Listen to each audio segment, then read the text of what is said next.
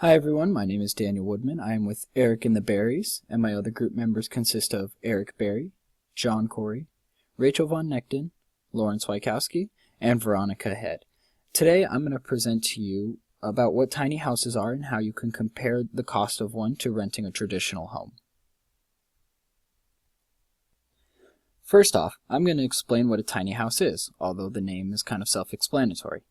Anyway, tiny houses are a new up-and-coming phenomenon where people, specifically young couples, but there is an amount of older couples, mostly retired, that do have these, they downsize their homes and move to a tiny house. This is popular because for a young couple who is always on the move it can be a cheaper and less troublesome solution from having to move from rental house to rental house. Many of these tiny homes can be built on a trailer and can be hauled from city to city. Typically, these tiny homes can range anywhere from about 150 to 200 square feet compared to the average 2,000 square foot home. Tiny home manufacturers also give the owners freedom to customize their tiny homes in a large variety of ways. Over the past few years, tiny house popularity has grown to the point where there are some locations around the country that have tiny home communities. For the places that don't have these communities yet, most owners just buy an empty lot of land and build the tiny houses right on top of it. Here's a map of all of the known tiny house communities across the country, and you can see that there's plenty around, but not really any in Phoenix quite yet. Going to the contributions of the tech report, each member had critical contributions in order for this report to come together. Since Lauren and Rachel were such big fact finders, they were mostly in charge of doing the research and collecting the data. However, everyone else did have a contribution in this. Veronica played a large role in the presentation of this project. She was in charge of making sure that this project was specific to our given audience. Eric was in charge of the executive summary and any testing needed for this. John was mostly responsible for the sensitivity analysis and portraying all of the financial calculations needed. John primarily did this through MATLAB, and the file can be downloaded on this website. My big role was to create or organize any data tables that were needed. This also included creating the cash flow diagrams that are demonstrated in this website.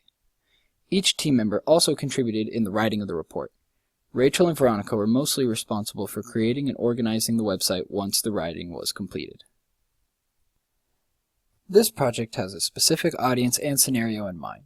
As stated before, these homes will be for a young married couple, and this hypothetical couple is starting in Phoenix and making their way through California, Oregon, up to Washington, changing from job to job at specific locations for about 3 years at a time before moving on. This will equal a total of 15 years of traveling in this tiny house.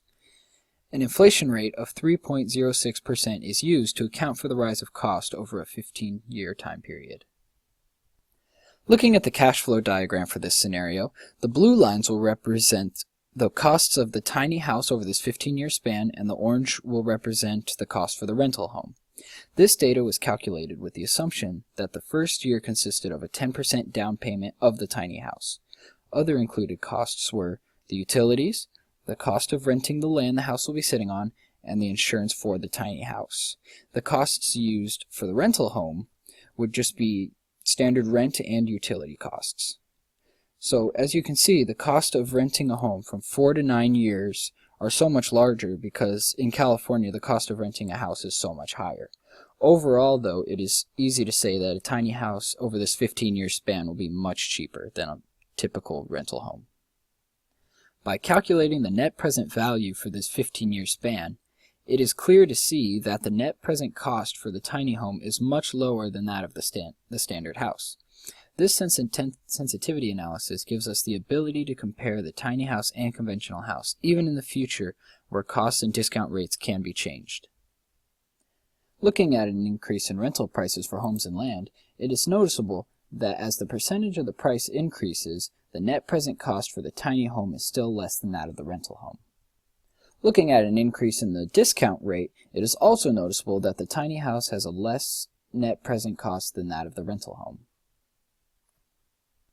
Looking at the cost analysis and sensitivity analysis for this, it is easy to say that a tiny home would be the best option for someone in this situation from a financial standpoint. However, the tiny home does come with its own drawbacks.